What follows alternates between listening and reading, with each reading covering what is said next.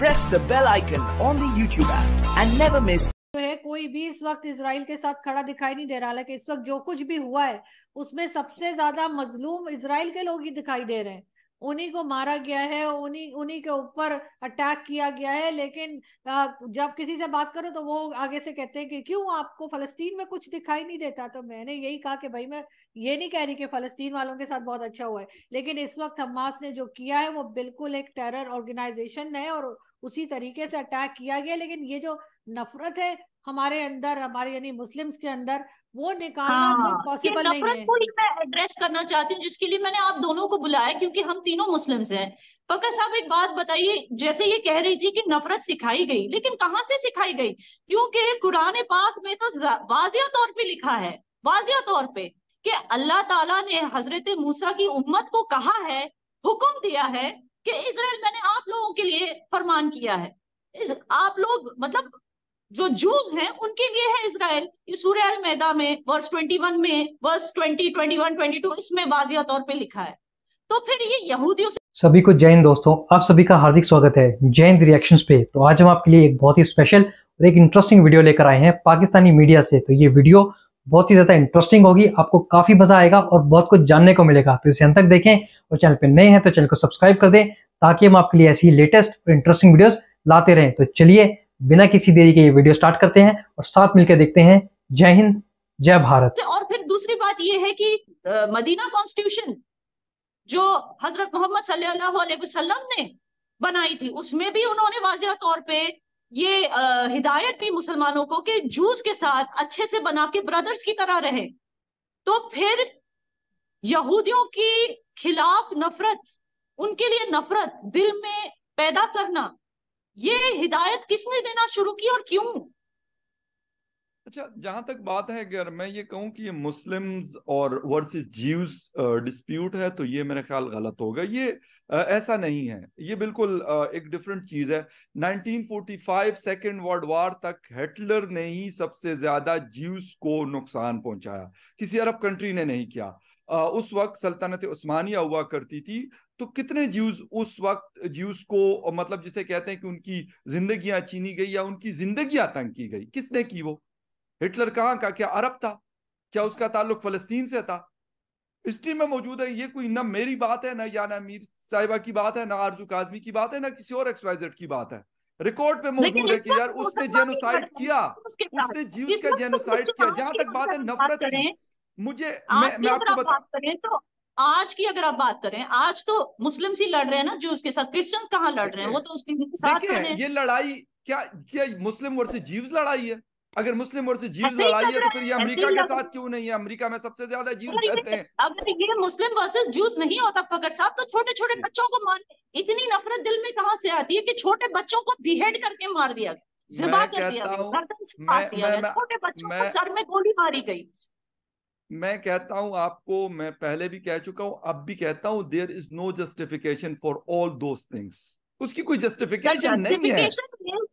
कोई जस्टिफिकेशन नहीं है कि अगर आप किसी बच्चे को, आप दोनों किसी मेरी बात फीमेल सुनिए, को, किसी सीनियर फकर सिटीजन को या साहब, किसी आम शहरी को, फकर आप साहब, अगर आजादी की लड़ाई सुनिए मेरी बात, आजादी की लड़ाई हमने भी लड़ी है, तब इंडिया पाकिस्तान साथ हुआ करता था। बिल्कुल किया, बिल्कुल किया। कभी सुना है किसी भारतीय फ्रीडम फाइटर ने अंग्रेजों की औरतों के साथ अजमत रेजी की, उनके बच्चों को किडनैप किया, पूरी पूरी फैमिलीज को होस्टेज लिया, बच्चों को मार दिया? क्या आपने कभी इस तरह की जो जुल्म सितम वहां पर हो रहे हैं, जो आजादी के नाम पे फलस्तीनी यहूदियों के साथ कर रहे हैं, क्या आपने कभी हमारी फ्रीडम फाइट में ऐसे वाकई सुने?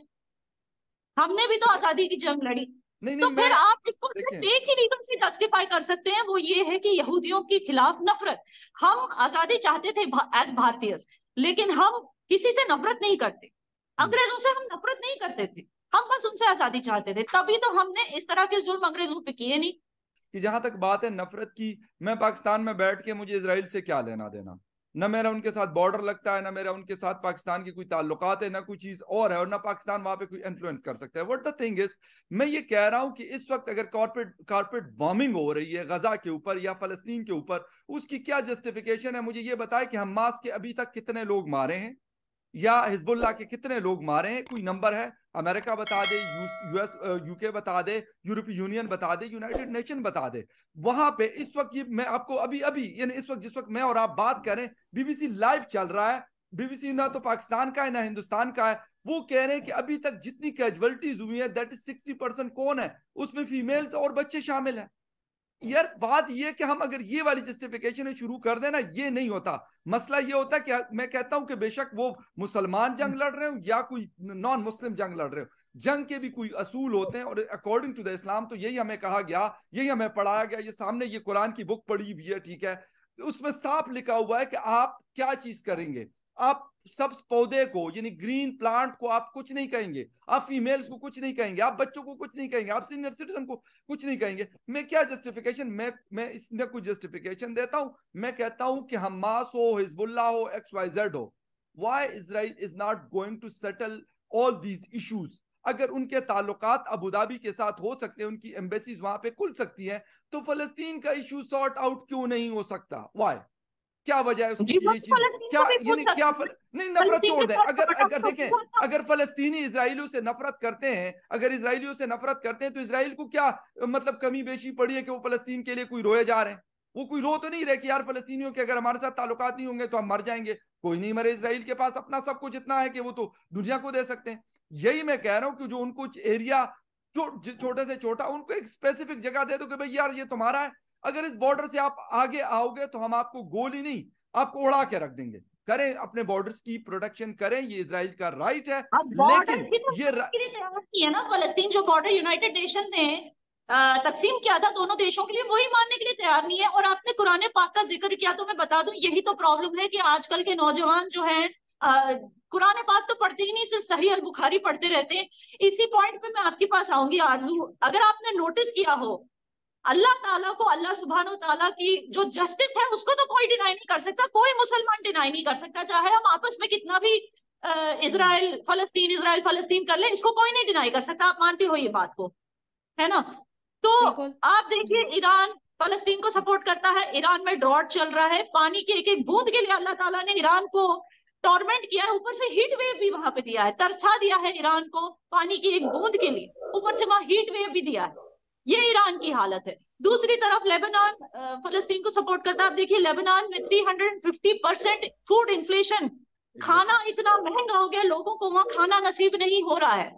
ठीक है, अफगानिस्तान को देख लीजिए, तालिबान का जैसे ही स्टेटमेंट आया, अगले दिन वहां पर भूकंप आ गया, वहां पे जलजला आ गया, उसके बाद फिर अभी दूसरा जलजला भी आ गया। 3000 से ज्यादा लोग तो वहां पर अर्थक्वेक की वजह से मर गए। तो आप देखिए अल्लाह ताला कैसे अपनी तरफ से इंसाफ कर रहे हैं कि आप इस इंसाफ को भी डिनाई करें। सिर्फ जो है वो यहूदियों की या ज्यूस की बात नहीं है, बात क्रिश्चियंस की भी आ जाती है और दूसरे रिलीजन्स की भी आ जाती है, जिसके लिए अनफॉर्चुनेटली जो मुस्लिम्स हैं वो उनको एक्सेप्ट नहीं करते। उनके साथ कोई बार बार यही कहा जाता है कि जी ये हमारे जैसे नहीं है, इनसे हम सुपीरियर हैं।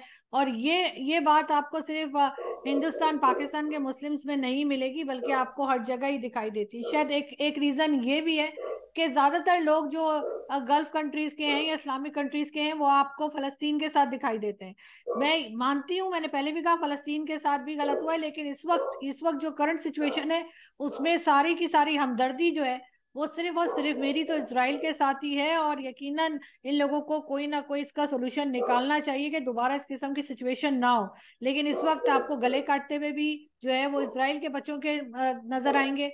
आपने खुद भी 2-4 पिक्चर्स शेयर की थी उस पे सोशल मीडिया पे, जिसमें बच्चों को किस तरह से मार दिया, कई बच्चों को जिंदा जला दिया। मतलब इतना सख्त दिल। बेशक आपकी जितना मर्जी आपकी किसी कंट्री के साथ ना बनती हो, जितना मर्जी आपके साथ झगड़ा हो, लेकिन ये वाली जानवरों से भी बदतर जो सिचुएशन है और जो हरकतें हैं, ये सिर्फ और सिर्फ हमास की नजर आ रही है इस वक्त। तो इसलिए मैं तो यही कहूंगी कि इस वक्त हमास के ऊपर ही कोई एक्शन होना चाहिए और इजराइल को पूरा राइट है कि वो उनके ऊपर एक्शन करे और उनको उनकी जगह पे पहुंचाए। लेकिन हमास पे फकर साहब मुझे नहीं लगता कि कोई एक्शन होगा, क्योंकि फलस्तीनी खुद उनको सपोर्ट करें। आप देखिए बीबीसी पे जाके फलस्तीन के जो एम्बेसडर हैं टू यूके, उन्होंने कहा, जुल्म, आई थिंक उनका नाम ही देखो कैसा है, जुल्म जैसा। इन्होंने जाकर बोला कि मैं हमास को कंडेम नहीं करता। अच्छा, यूनाइटेड नेशंस में Pakistan ambassador to the UN Mehdi Zaman साहब, इन्होंने भी कहा कि इनको सिर्फ फलस्तीन की ज्यादा चिंता है, ज्यादा परवाह है। तो जब दुनिया भर के जब मुस्लिम ममालिक खाली फलस्तीन का रोना रोएंगे और एक तरफ को पूरी तरह से इग्नोर कर देंगे, जो तो फिर आपको लगता है कि मतलब एक होता है ना वोट बैंक पॉलिटिक्स, हर कंट्री में मुस्लिम्स रहते हैं और मुस्लिम्स को अपीज करने के लिए फलस्तीन या हमास पे कोई एक्शन नहीं लिया जाएगा। तो आपको क्या लगता है कि क्या ये जंग, I mean is it worth it? मतलब जिस आजादी की लड़ाई की बात करते हैं फलस्तीन, जिसमें इस तरह औरतों और बच्चों के साथ ट्रीट किया जाता है, इस तरह की दहशतगर्दी की जाती है, इतनी बारबैरिज्म देखने को मिलती है, क्या ऐसी आजादी आपको चाहिए, मुझे चाहिए, या ऐसी आजादी से अच्छा है कि हम, अगर वो कहते हैं कि वो गुलामी की जिंदगी जी रहे हैं सचमुच, तो मुझे तो लगता है कि मैं गुलाम ही जीऊं, मगर ऐसी आजादी मुझे नहीं चाहिए जहां पे छोटे छोटे बच्चों के साथ ये व्यवहार किया जाए। दोस्तों आशा करता हूँ कि वीडियो को अपने अंत तक देखा होगा और ये वीडियो आपको बहुत पसंद आई होगी और काफ़ी इंटरेस्टिंग लगी होगी। अगर आपको वीडियो अच्छी लगी है तो इसे प्लीज़ लाइक और शेयर ज़रूर कर दें, और चैनल पर नए हैं तो चैनल को सब्सक्राइब कर दें, ताकि हम आपके लिए ऐसी लेटेस्ट और इंटरेस्टिंग वीडियोस लाते रहें। और इस वीडियो के बारे में जो भी आपके विचार हैं, आप अपने विचार हमें कमेंट सेक्शन में लिखकर ज़रूर बताएं, हमें आपके कमेंट्स का इंतजार रहेगा। तो चलिए फिर मिलेंगे ऐसी किसी इंटरेस्टिंग और लेटेस्ट वीडियो में, तब तक अपना ध्यान रखिए। जय हिंद, जय भारत।